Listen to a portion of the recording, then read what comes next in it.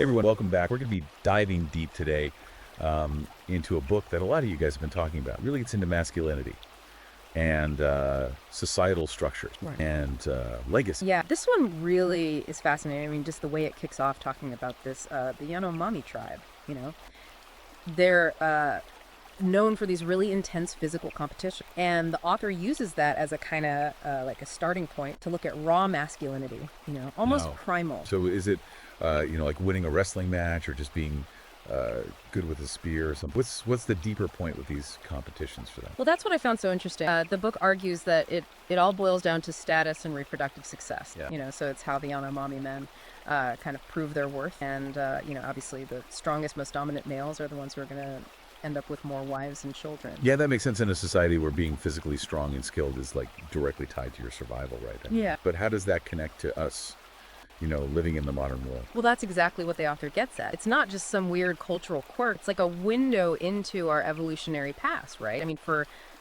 most of human history, men who were physically strong and capable, they were the providers and the protectors. Those traits were essential for survival. So the book is suggesting that those instincts are still deeply ingrained in us, Yeah. biologically. Oh, wow. So even though we're not facing the same dangers as our hunter-gatherer ancestors, those instincts are still like part of what makes us men. Yeah, exactly. And the book actually goes on to suggest that modern society kind of ignores or even tries to suppress those instincts, and that can lead to a lot of the problems that men are facing today.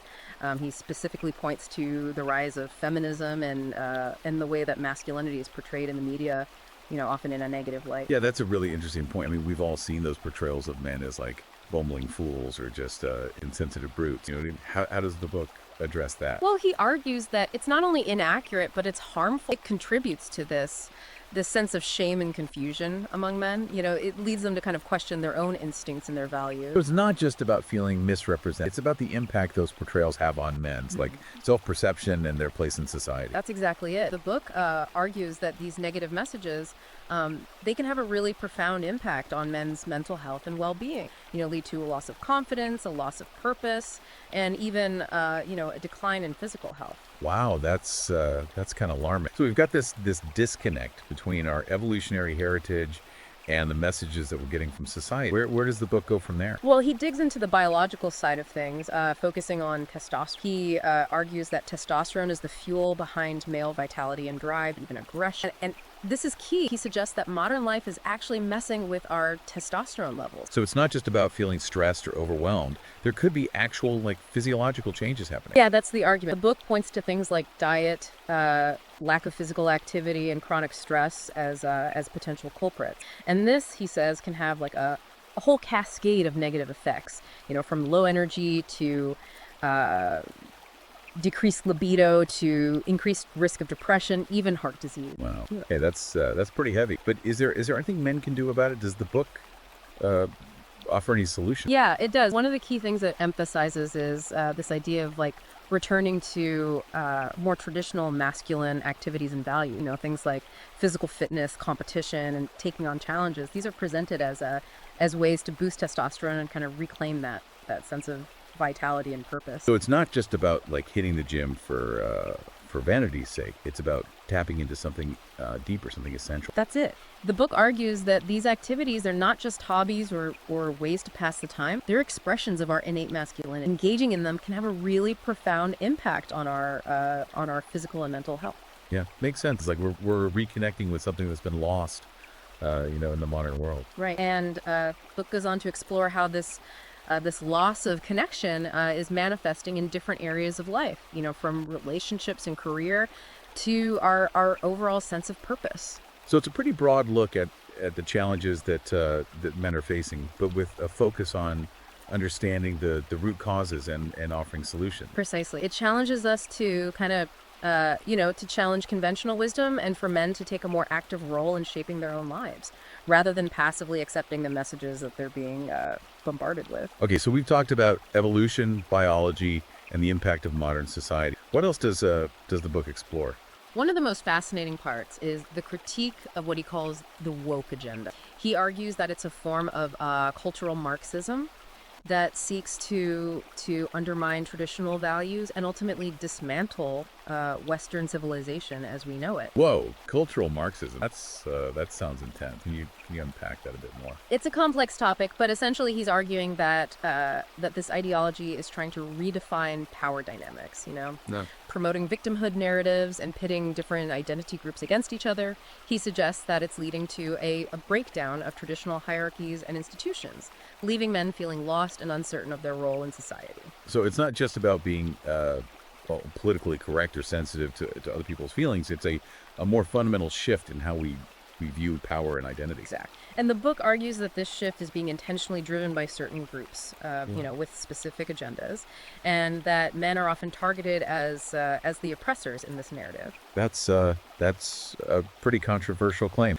How does he support this argument? Does he offer any specific examples? Oh, he does. He points to things like how men are often portrayed in the media, the push for gender-neutral language, and the rise of what he calls woke capitalism, where corporations use social justice messaging to make a profit. Oh, interesting. So it's not just abstract ideas. He's looking at how this is playing out in the real world. Exactly. He's looking at the concrete ways that this ideology is shaping our institutions, our culture, even our personal relationships. This is definitely getting into some thought-provoking territory, and I know our listeners are going to have a lot of questions about this. I agree, and we'll dive deeper into some of those specifics in the next part of our deep dive. Okay, sounds good. So we've got evolution, biology, the impact of modern society, and this critique of the woke agenda. Where do we go from here? Well, the book spends a significant portion looking at the challenges that men face in the modern dating world, particularly in the age of apps like Tinder.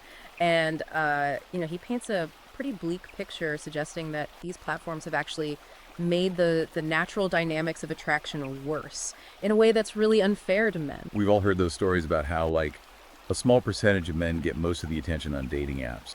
How does the book address that? He argues that these apps have created a system where men are constantly being judged and ranked, with only a select few meeting these impossible standards set by women. Yeah, it's like a never-ending competition with incredibly high stakes. What kind of impact does that have on men? Well, he suggests that this constant rejection can be incredibly demoralizing, leading to a loss of confidence, feelings of inadequacy, and even depression. It's especially damaging, he argues, because it goes against men's natural instinct to pursue and conquer. So it's not just about feeling disappointed or frustrated. It's about a deeper sense of being denied something that's essential to our masculine identity. Exactly. He's suggesting that these dating apps are contributing to a crisis of masculinity, leaving men feeling lost, confused, and unsure of how to navigate this modern dating landscape. Yeah, that's pretty sobering. But I know our listeners are going to want to know what can they do about it. Does the book offer any practical advice? It does, and we'll get into those specific strategies in the next part of our deep dive. But one of the key themes that emerges is the importance of self-improvement. So it's not about blaming women or complaining about the unfairness of the system. It's about taking ownership of your own life and working to become the best version of yourself. Precisely. The book argues that true confidence comes from within. That that by focusing on improving their physical fitness, their financial stability, their social skills, men can reclaim their power and attract the kind of partners that they desire. Right. It's about recognizing that we can't control external circumstances, but we can control our own actions and choices. Exactly. And, that's a really empowering message. It's about shifting the focus from external validation to internal strength and self-reliance. This is definitely a lot to unpack, and I'm sure our listeners are eager to hear more. Oh, yeah. We've only just scratched the surface. In the next part of our deep dive, we'll explore the book's specific advice for navigating those challenges of modern dating, reclaiming your masculine power, and building a life of purpose and fulfillment. Sounds like a plan. Welcome back. So let's dive into some of the specific challenges and solutions the book lays out. Yeah, let's pick up where we left off with navigating the whole modern dating scene. You mentioned the book had some practical advice. What exactly does it suggest? Well, one of the most striking points is this idea that men should understand and even leverage the biological and evolutionary factors that drive attraction. The book argues that men and women are wired differently, and ignoring those differences can lead to, a lot of frustration and disappointment. So instead of trying to conform to what we think we should be doing, the book suggests we should embrace those inherent differences. Exactly. It encourages men to focus on the traits that women are naturally drawn to, things like physical fitness, confidence, social status. Not in a manipulative way, but as a way to become the best versions of themselves. Okay, so it's not about playing games or pretending to be someone you're not. It's about self-improvement and authentically embodying those qualities. Precisely. The book argues that that men shouldn't be ashamed of their natural desires, and that striving to be physically fit, financially secure, and socially adept are really natural extensions of those desires. It also gets into the importance of assertiveness in dating. It challenges this idea that men should passively wait for women to make the first move, arguing that this goes against their natural instincts and can lead to missed opportunities. So be confident, take initiative, and don't be afraid to express your interest. That does seem to align with a lot of the evolutionary biology we talked about earlier. Right. The book contends that that confidence is attractive, and that men should approach dating with a proactive mindset rather than a fearful one. It's about taking control and going after what you want, not just sitting back and hoping it falls into your lap. That resonates with the idea of reclaiming your power that we discussed earlier. Exactly. And the book also reminds us that traditional masculine traits, they've been essential in building successful societies throughout history. We briefly touched on the woke agenda before. Did the book connect those ideas to dating and relationships at all? It does. The book argues that the push for gender equality, while positive in many ways, has also led to some unintended consequences for men, particularly in how they approach dating and relationships. I'm curious to hear more about that. What specific consequences does it highlight? Well, the book suggests that this blurring of gender roles has created a lot of confusion for men. They're told to be sensitive and emotionally available, but also strong and assertive. It's a mixed message that can be really hard to navigate. So it's almost like men are being pulled in two opposite directions, and it's creating a sense of uncertainty and anxiety. Exactly. The book, encourages men to examine these issues critically and to find ways to assert their own needs and desires in a world that often seems to prioritize women's experience. The book also mentions something called woke capitalism, right? How does that tie into the discussion of masculinity and relationships? Yeah, he argues that woke capitalism is basically a form of cultural Marxism that uses social justice messaging to make a profit, often at the expense of traditional masculine values. He points to examples like the Gillette ad controversy, where the company, seemingly demonized masculinity in an attempt to appeal to a certain audience. Yeah, that ad definitely sparked a lot of controversy. Yeah. How does the book frame that event in the larger context of its arguments? He uses it as an example of how corporations are increasingly pushing an agenda that undermines traditional masculinity, often under the guise of promoting equality, and he suggests that this type of messaging can be incredibly damaging to men's self-esteem and their sense of identity. It's like they're being told that their natural instincts are wrong or even harmful, which goes back to the point about negative portrayals of masculinity in the media. Exactly. The book encourages men to be critical of these messages and to reclaim the positive aspects of traditional masculinity. Things like strength, courage, leadership. That's a powerful message. It's about recognizing the value of those traits, not denying them or trying to suppress them. Right. It's about finding a balance, embracing the positive aspects of masculinity, while also recognizing the need for empathy, respect, and emotional intelligence. Speaking of balance, the book also talks about the importance of male friendships and brotherhood. Right. Absolutely. It really highlights the need for men to connect with other men in meaningful ways. To build those bonds of camaraderie and support that are so essential for their well-being. Yeah, having a group of guys who get what you're going through can make a huge difference. It can. The book emphasizes that strong social connections are crucial for men's mental health, especially in a world that often isolates them or pressures them to suppress their emotions. So it's not just about having fun or blowing off steam. It's about having a space where you can be yourself share your struggles, and receive support without judgment. Exactly. The book suggests that that men need to rediscover the power of brotherhood, to create those spaces where they can connect with each other on a deeper level and build each other up. It goes back to that idea of reclaiming those primal instincts and adapting them to the modern world. What other practical advice does the book offer for navigating the challenges of modern masculinity? One of the key themes is the importance of setting clear goals and taking action. The book argues that men are natural problem solvers, and that they thrive when they have a sense of purpose and direction. So it's not enough to just understand the issues. You need to actively work toward solutions. Exactly. The book encourages men to take ownership of their lives, set ambitious goals, and develop the discipline and resilience to achieve them. And this is a key part of reclaiming their masculine power.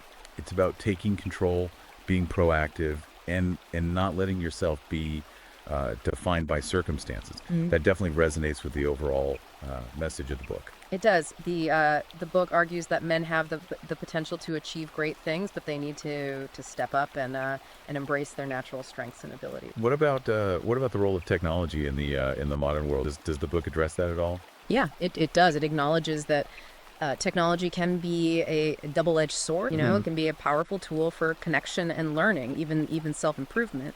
But it can also be incredibly distracting and even addictive, leading to a sense of isolation and disconnection. Yeah, we've all experienced that, getting sucked into the endless scroll of social media or spending hours, glued to our screen. What's the book's advice for navigating that challenge? It encourages men to be mindful of their technology use and to set boundaries to avoid getting consumed by it. To use technology as a tool to enhance their lives, not as a crutch to escape reality. The book also gets into this concept of legacy, arguing that men are hardwired to seek a sense of immortality through their actions and contributions. So it's not just about living for the moment; it's about creating something that will outlast you. Exactly. It suggests that men are driven by something deeper than just personal success. They want to leave a mark on the world, to build something that carries on their values, their ideas, even after they're gone. That's a powerful idea. It's about finding meaning and purpose in something bigger than yourself. It is. And the book encourages men to think about the legacy they want to leave behind, whether that's through their family, their work, their community involvement, or their creative endeavors. So it's not just about achieving success or accumulating wealth. It's about making a difference, but leaving the world a better place than you found it. Exactly. And the book suggests that this is a key part of what makes life truly fulfilling for men. We've covered a lot of ground today, but there's still so much more to explore. In the next part of our deep dive, we'll delve into some specific strategies for building that legacy, reclaiming your masculine power, and creating a life of purpose and fulfillment. We'll also look at the importance of mental toughness, the power of discipline, and the role of spirituality in navigating the challenges of modern manhood. This is a journey of self-discovery and empowerment, and we're excited to continue exploring it with you. Welcome back. We've been having this really thought-provoking conversation about what it means to be a man in today's world. Yeah, it's a topic with so many layers, and I think the book we're discussing really doesn't shy away from tackling those tough challenges. One thing that really resonated with me was the discussion about the pressure on men to man up, and how that can actually be, detrimental. Yeah, it's a message that can be, well-intentioned. Yeah. But it often leads men to bottle up their emotions and avoid seeking help when they really need it. Yeah, it's like society tells men to be strong, but not too strong. Yeah. Sensitive, but not too sensitive. It creates a lot of confusion. Exactly. And the book really challenges those limiting beliefs and encourages men to embrace their full emotional range. It emphasizes that true strength lies in acknowledging vulnerability and seeking support when necessary. It's about recognizing that we don't have to go through these challenges alone. We can lean on each other, and there's strength in that. Absolutely. And the book also highlights the importance of, having strong male friendships, creating those spaces where men can be open, honest with each other, without fear of judgment. It's about fostering those deep connections, those bonds of brotherhood that can provide that sense of belonging and purpose. Right, right. And it's about recognizing that seeking help is not a sign of weakness, but a sign of self-awareness and courage. We also talked about the importance of legacy, and the book suggests that men are hardwired to seek a sense of immortality through their actions and contributions. Yeah, that's a fascinating concept. It suggests that men are driven by, something deeper than just personal success, a desire to leave their mark on the world. It's about creating something that outlasts you, something that carries on your values and your ideals. Exactly. And this legacy can manifest in many forms, whether it's through, family, work, community involvement, or creative pursuit. It's about finding meaning in something larger than yourself, making a contribution that ripples outwards. And the book emphasizes that this sense of purpose can be incredibly powerful in navigating those challenges of modern life. So what are some practical steps our listeners can take to reclaim their masculinity and build a life that feels truly fulfilling? Well, the book offers a wealth of advice, but here are a few key takeaways. Okay, I'm all ears. First, prioritize self-improvement. Focus on building your physical strength, developing your skills, and expanding your knowledge. It's about investing in yourself and becoming the best version you can be. Second, cultivate strong relationships with other men. Build those bonds of brotherhood, find mentors, and seek out communities where you can connect with like-minded individuals. Yeah, it's about surrounding yourself with a supportive network that understands your journey. Third, define your values and live in accordance with them. Don't let society dictate who you should be or what you should believe. It's about owning your truth and living authentically, even if that means going against the grain. Fourth, set clear goals and pursue them with relentless determination. Don't let fear or doubt hold you back. It's about taking ownership of your life and creating the future you desire. Finally, remember that the journey of reclaiming your masculinity is an ongoing one. It's about continuous growth, self-discovery, and a commitment to becoming the best version of yourself. That's a powerful message, and I think it resonates with a lot of men who are seeking direction and purpose in a world that often feels confusing and overwhelming. Yeah, I agree. This book offers a roadmap for navigating those challenges and finding a path to true fulfillment.